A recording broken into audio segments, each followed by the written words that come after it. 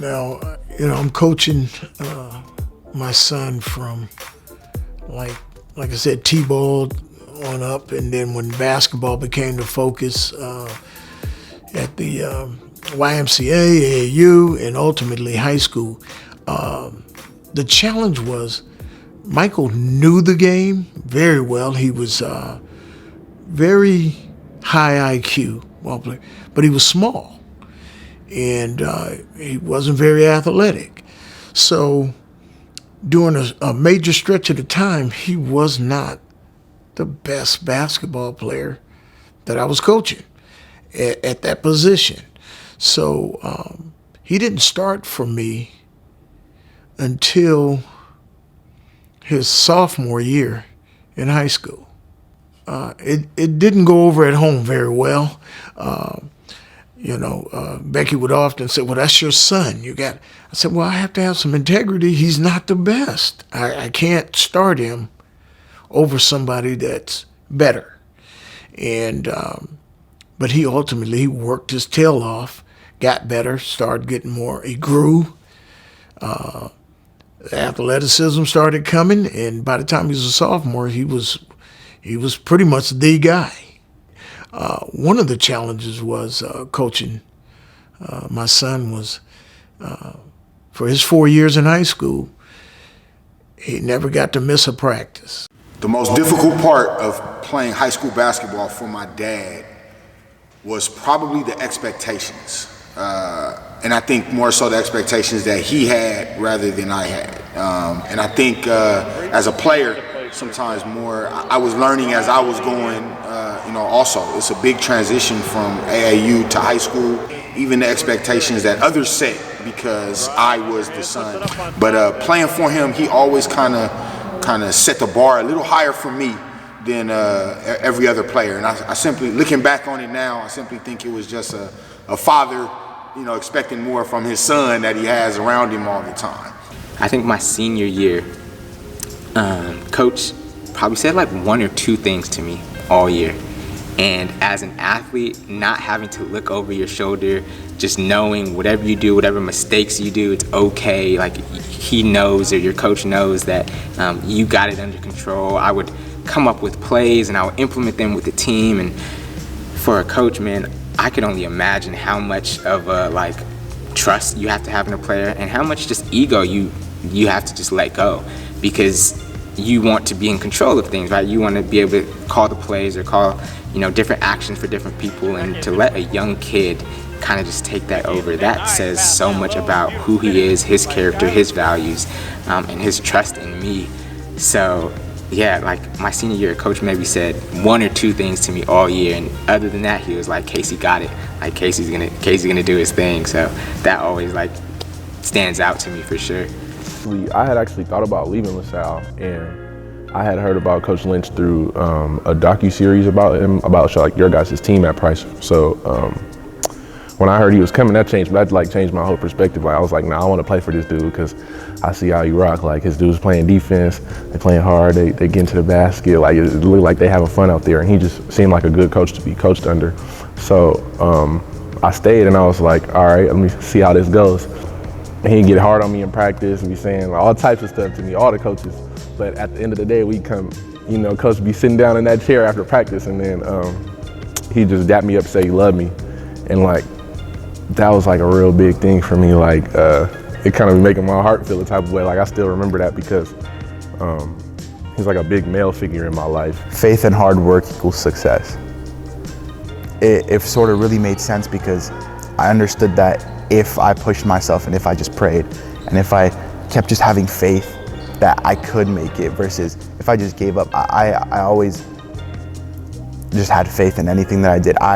Honestly, in high school, I never thought I'd make it, become a college player, junior college, or whatever. I never thought that would ever be an accomplishment. But every time, I remember when Coach got off the phone with PCC's coach, and then he talked to me. He's all like, just go try, have faith, and just work hard. And if you do those two things, success will just come. And that's exactly what happened. When I started coaching, Coach was like a big mentor for me. He really helped me to stay focused on the goal, keep me encouraged when things weren't going well. He always looked out in terms of gym time, making sure that I had the equipment that I needed. Anything that I needed, I felt supported. When the transition happened to me as a coach, from that point, all he would address me as, "Hey, coach." Like, that respect was always there, and he set the standard. Like, no, you are the coach. You're the head coach. This is your team. And he really empowered me to do the job.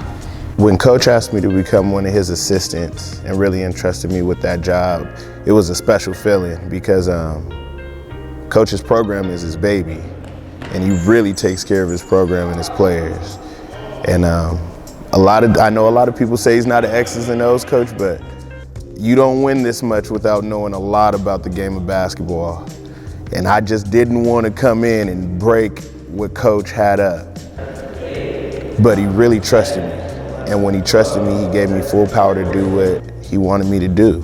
And as an assistant coach, you know, with that type of trust from your leader, there's nothing else you can do but to learn and to grow from it. And, you know, the brotherhood that he instilled in me, where he knows 100 times more than me, it's a huge confident boost. While I was a pro, man, I actually worked out at Price. And Coach Lynch always provided the gym there for me. So that's one of the biggest things. I couldn't get better if I didn't have a gym. And he was always the one that opened the gym for me to let me go in and work out.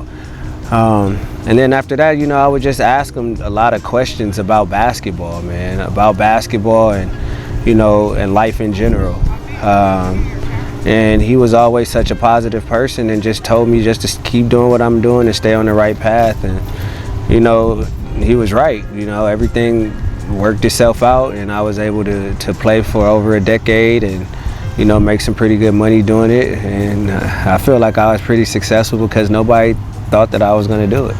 I would say the biggest thing from Coach Lynch that I've learned and that I'm going to take with me for the rest of my life is probably how to face adversity and, you know, to face it head on.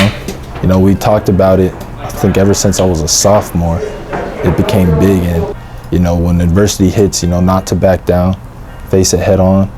And I think that was probably one of the most valuable lessons I learned from him. What I admire the most about Coach is his relationship with his kids. I would say what me and Coach talk about, like, you know, the joy you get in coaching beyond the paycheck, right? And we both talked about the opportunity to be in young people's lives, in our cases, young men's lives, and really to watch them grow from like little boys. Like, you get a freshman kid, 13, 14 years old, that's really precocious, doesn't know what the world is about, is really naive, to manage and help them grow through those 4 years, especially those of us that we've had the blessing of coaching and watch them go play at the next level or even get to the level after that and become professionals. To know that you were like part of that integral part of their life where they went kind of from that boys to men phase in their life is like a payment that is beyond, you know, anything that you could put a monetary value on. There was a couple of times over the 26 years that I thought about retiring from coaching. It was maybe 2014, somewhere right in there. And my challenge was, we had had so much success, and the pureness of the young men that I was coaching was getting away from me. Everybody was expecting to play at Price and go to the NBA, for sure get a scholarship. And so some of that team concept that I enjoyed so very much, it was going by the wayside. So that was part of my frustration. Coach Lynch is like the epitome, I think, of class and professionalism. And again, like I said, caring about his kids, you know, man, a great passion. Coached his kids really hard. His team always played hard. The other thing I think is underestimated that Coach Lynch did was that those Price teams always played with class. Like, they were the type of team that you wanted to root for, because those kids exuded you know, a joy for the game, but they played within the rules. They played hard. They competed, but there wasn't a lot of junk. He didn't put up with a lot of slack. He was able to transform all of these young men in, maybe not necessarily everybody didn't go pro, but their lives. You know, he was able to contribute some amazing young men to society. And I think that should be acknowledged. It should be talked about. It should be celebrated. When you talk about the living legend that I believe Mike Lynch is, I remember when, after he had left Price, you know, I needed a new coach, and so we interviewed some, and I didn't know, you know, if I would ever find another Mike Lynch, and so and of course you don't want to compare people and do that sort of thing, but I remember that when it was all counted, we had received over 70 applications for a varsity coach. And so I kind of started to feel myself. I was like, wow, that's impressive. And then I remembered, I said, oh, that's one of Mike Lynch's feats. He did that. He caused all of these other coaches to want to come here and coach the program that he had coached. We'll always remember that team that year when we first got here because they made it so much more enjoyable. Made it all the way to the CIF championship, played against Viewpoint, and crawled to the wire. We did our best, and kids came up short, but coach was excited, man, because LaSalle haven't reached that level as far as the championship in like 50-some years. So for us to accomplish that was awesome, and the way they celebrated Coach, I was so happy for him because the school and the whole community celebrated him that year in a way to where he deserved his flowers. You know, the obvious basketball difference was that I was, Price had, by this time, had some tremendous athletes. And I wasn't, at LaSalle, I wasn't initially dealing with the same type of athletes. But the biggest difference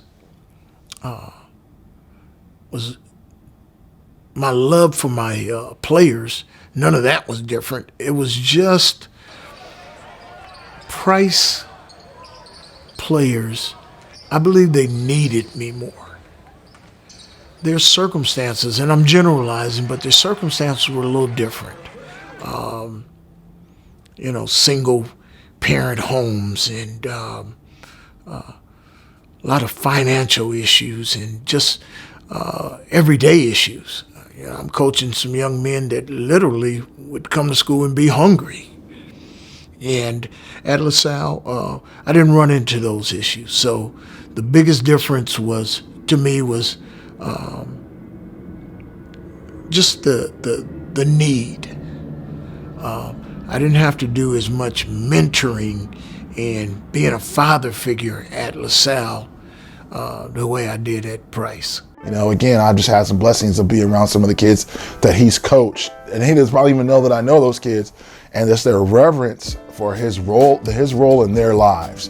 Whatever you want to call it, from a father figure to a mentor to a brother, we could put all kinds of adjectives and labels on it, but what it is those kids know that they're known, that they're loved, that they're cared for, that he's going to push them in a way that they know he has their best interests in mind. And I think that's Mike's legacy. In a world that wants to tell us that, oftentimes we as black men aren't as present in our own families' lives or in our communities' lives.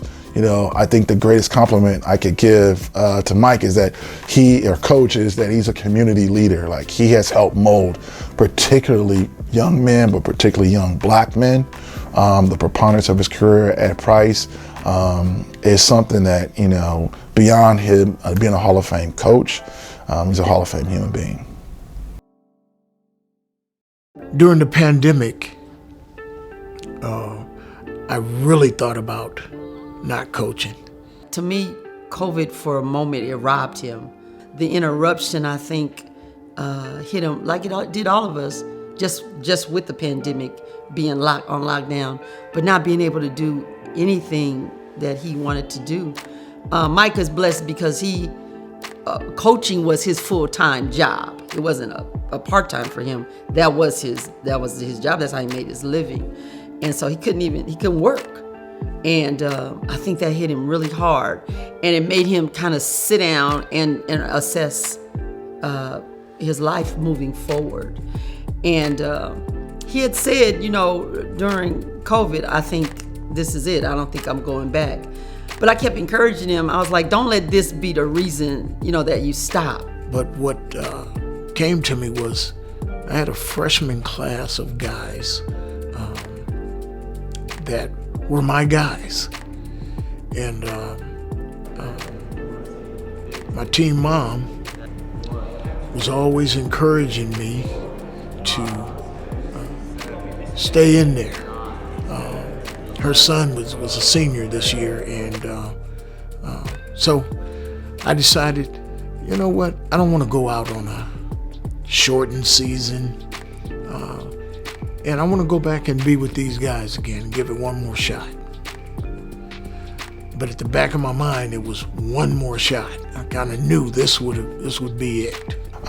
And again, I'm eternally grateful that he stayed around for this one more year. He's taught me a lot about this place. He's taught me a lot about how to be excellent here and to be successful here. And there's not enough words or gratitudes or platitudes I could give him to express my, how I feel about, that choice. So he and now that he's decided to hang up the whistle and move on to life, he deserves all the love. He deserves a great send-off and a huge hole at LaSalle, but even greater, like in Southern California, a huge hole in the basketball community is walking out the door with Coach Lynch. Returning to Price after I took the LaSalle job, yes, I would think about coming back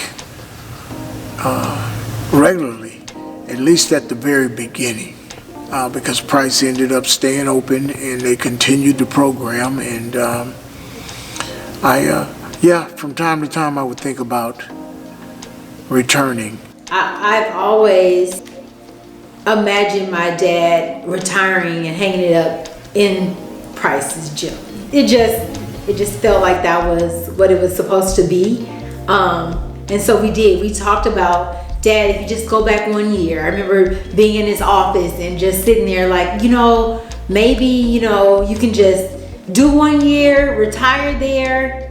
And because typically when coaches coach that long at one particular school, you want to leave it there because that's where he built his legacy. But I did know that coming back there for 1 year just to retire wasn't gonna do anything for the program, but it just felt like it might have been a more meaningful retirement. But LaSalle, he cared about this last season at LaSalle and the team he had. He cared about every basketball team he's had, but this one was very special to him. And because everything they went through, I think that retiring with that group of boys was just as meaningful as it would have been in that youth activity center. But I knew that my season was up. And there were other coaches that had come in and done a fine job, and they were taking care of my baby and doing very well with my baby. So I didn't look back after a couple of years. I just stayed the course and started working with the young men at LaSalle. Mike never cheated, never. And he has so many opportunities to cheat. And that you can be successful doing it the right way and with God. That you don't have to make trade-offs.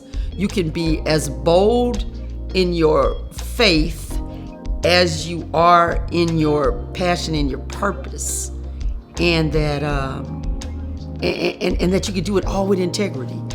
My experiences of coaching young men, it taught me a lot about myself. I saw myself as a young person and how I wanted to be coached. And so that really, really helped me work with these guys. I knew that, a coach should love you, support you, be fair with you. And so that's how I modeled my coaching. The young people taught me they really wanted discipline.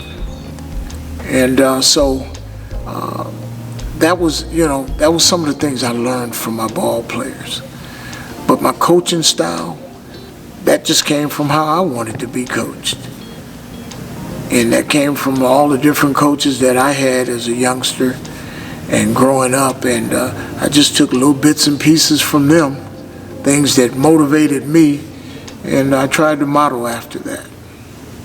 As it relates to my ball players, there are some things that, looking back at it, I would do differently. And a few of those things were in the discipline category. I started off really stringent on, we're going to do things this way and that way. And as I matured in the program, I would have switched up. I think I stayed with the military style of coaching a little longer than I should. I wouldn't let the guys on game days, no headsets, I wanted their focus, and I was really tough on them about that. And I think I would have eased up a little bit. Another thing would be, there were a couple of occasions where I had to discipline the young men in terms of suspensions. Even had a situation where I've had to dismiss a couple of the ball players. And if I had to do it over again, I would have given them a fourth and fifth chance. It's only been a couple of them, but I think maybe I would have bent the rules a little bit more. And for that, I apologize. The discipline part, for me, it was mentoring. A lot of my ball players over the years, they didn't have fathers in the home. So I was coaching, but at the same time, I was mixing in some fathering. And, that's where some of that discipline came into play. And in my mind, I looked and I said, in the long run, this is going to help them. I got to stay true to the team rules, and but at the same time, maybe I could have bent a little bit more. Up toward 15, 16 years in, I ended up switching up a little bit, and what happened was I had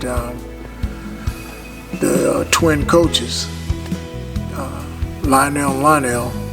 They came to me. Coach, we played for you. We know how you are, but you're gonna have to back up a little bit. We want to have a team, and you're gonna end up having nobody to play for you. And I heard them, and I took their advice and started bending a little bit more than I had in the beginning.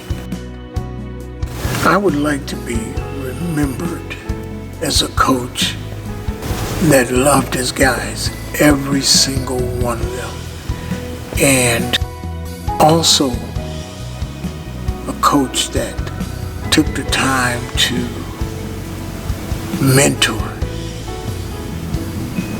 my guys. I think the mentoring part is just as important as the coaching part.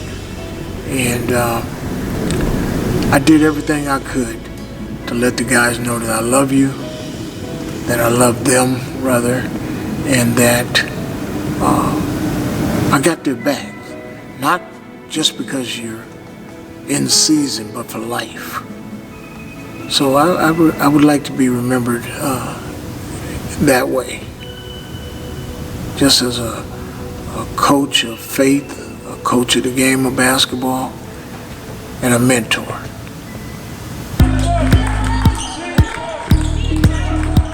The decision to retire from coaching, at least sideline coaching, was not very difficult. I knew my season of coaching was coming to an end a few years ago. There were just young men that I wanted to coach, see them graduate at LaSalle, and so it's been something that was on my mind, and ultimately this past year I knew mid-season that it was over for me. And the fact that I had something else I wanted to do with the game of basketball made it so much easier.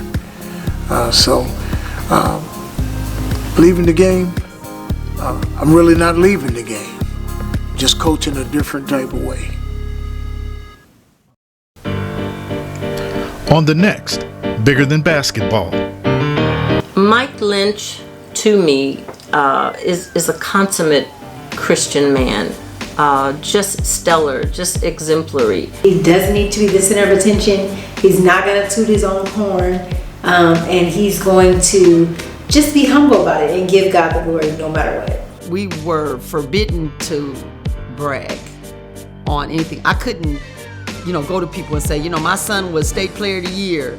My son's stats were this. I could never, I could never do that, because he said God will acknowledge us. We don't have to do that for ourselves, and so he wouldn't even do it for himself.